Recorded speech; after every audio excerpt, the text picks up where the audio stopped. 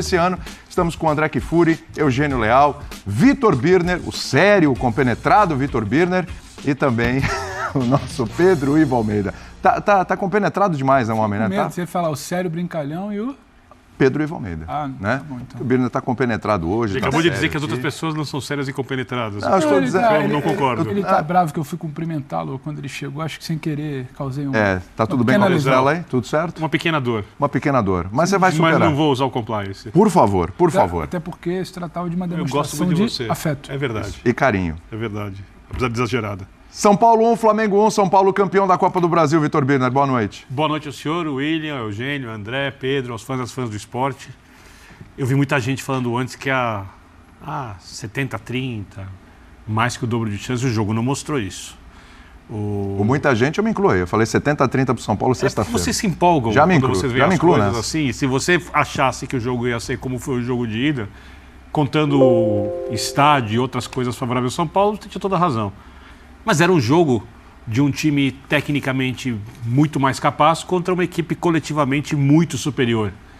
E o título, ele tem vários simbolismos para quem quiser enxergar o futebol de uma maneira muito mais ampla. Quando ele mostra que pessoas capazes, porém menos que os adversários no trato refinado da bola, quando fala futebol, quando se juntam, geram um bom ambiente, tem um líder capaz de comandá-los nas melhores direções, acreditam no trabalho e trabalham unidas, abrindo mão de si mesmas em prol do coletivo, podem conseguir grandes coisas. E o São Paulo hoje conseguiu um título que, como você disse na abertura, é marcado por um contexto enorme, porque tem o jogo contra o Palmeiras, quando o São Paulo não tem alguns jogadores importantes, e o David faz um gol no Allianz Parque. O Luciano não jogou hoje, ele fez o gol em Itaquera. Na semifinal da Copa do Brasil. No jogo de volta teve o Wellington Rato, né? Hoje, Rodrigo Nestor. Então, os personagens foram... Teve o Rodrigo Nestor na ida também, né? Que não fez gol, mas tem uma assistência e jogou bem. Além do Caleri, que é um símbolo disso, e do Alisson, que é um símbolo do empenho do jogo coletivo do São Paulo. Olha quantos nomes, hein? Tem Beraldo. Do Beraldo, que é o jogador técnico, do São Paulo perdeu o Arboleda e entrar o Diego Costa, que ano passado sofreu na final da Sul-Americana, né, que é um jogador que é cria do clube e hoje fez uma boa partida dentro daquilo que o São Paulo conseguiu jogar hoje, porque o São Paulo hoje não foi melhor que o Flamengo, foi pior que o Flamengo. Mas o São Paulo construiu uma situação, e eu acredito muito nisso, anímica, que faz os jogadores realizarem coisas especiais. O gol do Nestor, para mim, simboliza muito isso. Nestor, que em dado momento foi criticado, era um jogador desacreditado, deu uma entrevista aqui para nós no Bola da Vez e se emocionou ao falar do avô, seu Nestor, que ele perdeu na Covid em 2021, né? Tenho certeza que vale até uma homenagem, né? Tá vendo tudo isso, tá muito feliz com o Neto pensou nisso, o pai dele estava no jogo hoje, então vou juntando várias coisas que tornam o futebol uma coisa muito especial além do campo. Porque o que aconteceu em campo é para transcender. O São Paulo encerra um jejum de títulos importantes, acabou a seca do tricampeão do mundo, o São Paulo continua tendo um time de operários, não tem o melhor time do país, mas tem um time, quando você fala de atitude e de respeito à camisa, que serve de exemplo para qualquer equipe brasileira. Exatamente. E foi um jogo onde não faltou emoção, né, André? Porque logo de cara, com menos de um minuto, 30 segundos, já tem esse lance do Pedro. O Flamengo que nos primeiros 20 minutos, assim, encurralou o São Paulo, até o São Paulo conseguir se livrar disso por volta de 22 ali do primeiro tempo. São Paulo perde o Arboleda, uma referência. No segundo tempo, São Paulo perde Caio Paulista, São Paulo sai atrás no marcador, com gol do Bruno Henrique. As coisas, em dado momento, pareciam que não ia dar muito certo para o tricolor, né? Mas no final, acabou que o São Paulo conseguiu o título, André. Boa noite, William. Boa noite, meus caros. Uma ótima noite a todos. O São Paulo teve momentos de dificuldade no jogo de hoje, nesses primeiros 15, 20 minutos talvez, e logo depois do gol do Bruno Henrique, quando tem uma jogada claríssima, quando o próprio Bruno Henrique consegue uma recuperação muito improvável do lado esquerdo e dá um passe lindo para o Pedro. Pedro, aliás, que deixou uma imagem muito apagada, muito discreta, muito diferente do jogador que ele normalmente é nessa decisão, né? São 2 jogos, um momento importante para o Flamengo, e ele esteve muito abaixo daquilo que normalmente faz. Mas a gente vai ter oportunidade de falar sobre o jogo, esmiuçar esses momentos. Eu queria falar que a conquista do São Paulo é gigante. Gigante. Se o título estadual conquistado recentemente teve o grande mérito, e talvez o único, de ser a primeira oportunidade de uma geração de São Paulinos experimentar, ver o seu time campeão, e é claro, estou falando dos mais novos, esse título da Copa do Brasil oferece a todos os São Paulinos, independentemente da idade e do que viram ou que deixaram de ver. Né? Vai ser meio difícil. Só que aí São Paulo foi se classificando, passaram a acreditar e aí não teve mais volta. Quais são os ingredientes aí desse São Paulo campeão, Eugênio? Tudo bem? Tudo bem? Boa noite para você, William, companheiros, fãs do esportes. Eu acho que os componentes vêm de antes, vêm de um elenco que foi montado, e eu acho que não se pode deixar completamente de fora o nome do Rogério Ceni desse processo. Inclusive, o próprio Luciano falou sobre ele. O Rogério tinha questões mal resolvidas no trabalho do dia a dia dele, mas ele foi um técnico que ano passado levou esse São Paulo à semifinal dessa Copa do Brasil, perdendo justamente para esse Flamengo, levou à final da Sul-Americana. Isso tudo é um processo. O São Paulo que tinha sido campeão com o Crespo no Paulista do ano anterior, você vai colocando uma pedrinha de cada vez, você vai construindo, para poder chegar nesse momento em que o São Paulo, e aí foi fundamental, né, a saída do Rogério Ceni, embora tenha criado fundações, tenha deixado lá a estrutura, basicamente o elenco é o mesmo, ele participou da montagem desse elenco, contratação de vários jogadores que estão ainda jogando aí, a chegada do Dorival. E após a chegada do Dorival, a chegada no final agora, né, já nessa reta de segundo semestre, por exemplo, do Lucas. O Lucas é um jogador que confere um peso ao time, embora não tenha sido destaque nesses jogos finais, é um jogador que dá peso dentro de campo. Então é um trabalho que vem sendo construído desde a troca dessa diretoria. Não estou aqui para ficar exaltando o dirigente, não. Mas é um passo de cada vez. E está caminhando. O resultado está aí. Prático em campo. Depois de tanto tempo, o São Paulo tinha vencido um paulista. Ano passado bateu na trave de voltar a ser campeão e esse ano conseguiu. Com um treinador mais experiente, cabelos brancos, né? Acho que a diferença muito é essa, né? O Dorival é um treinador que a gente vai pontuar também, é um treinador brasileiro. No momento em que o futebol brasileiro está dominado por técnicos estrangeiros. Que mostrou que é possível, sim, um técnico que já tem história, que já passou por altos e baixos, acho que fez ao longo da carreira dele algumas escolhas equivocadas, de aceitar trabalhos que não tinham perspectivas positivas, ele assumiu vários deles, sofreu, foi taxado, mas depois de um tempo afastado, até por questões particulares, ele voltou muito bem ano passado, no Ceará, no Flamengo, e eu acho que aí a gente chegou no ponto, né? Ele, campeão de 2 títulos importantes no Flamengo ano passado, a diretoria do Flamengo chega à conclusão de que ele não tinha estofo para os desafios de 2023. E aí não tem como, né, a gente não fechar esse ciclo. Inevitável. Claro. O ciclo está aí, está jogado na cara de todo mundo, né?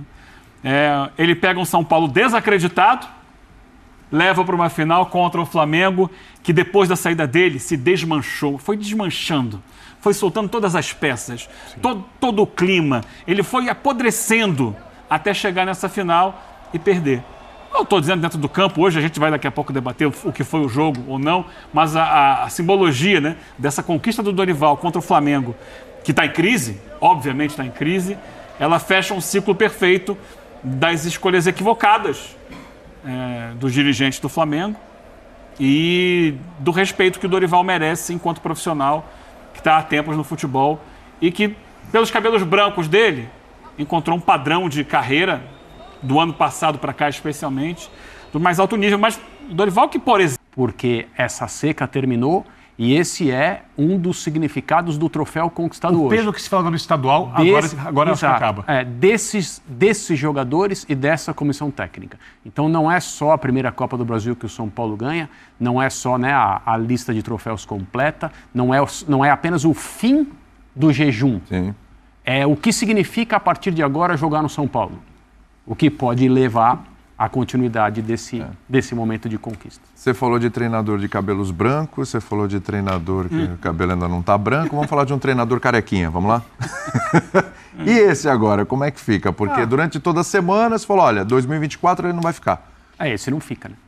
Aí já começa a história, mas e aí? Agora vai trocar para já pensar no ano que vem, já projetar outro ano? O Flamengo ainda tem que conseguir a vaga para a Libertadores. Nesse momento, Nesse momento, o Flamengo está fora da zona de classificação para a Libertadores. E vai lembrar, Pedro, que agora a zona de classificação da Libertadores, ao contrário do que vinha acontecendo nos últimos anos, ela vai diminuir um pouquinho, porque o São Paulo não estará nas primeiras colocações do final do Brasileiro. Talvez não. Vai diminuindo. Se que ele cresça no Campeonato Brasileiro... Provavelmente não estará. Provavelmente não estará. E a gente não tem certeza se o Inter estará. O Inter é um candidato na Libertadores. Se o Inter ganha a Libertadores, somente o Palmeiras provavelmente estarão. Sim. Mas o Inter dificilmente estará, então talvez fique menor ainda a zona de classificação da Libertadores via Campeonato Brasileiro. A gente não sabe se vai ter um brasileiro campeão da Sul-Americana.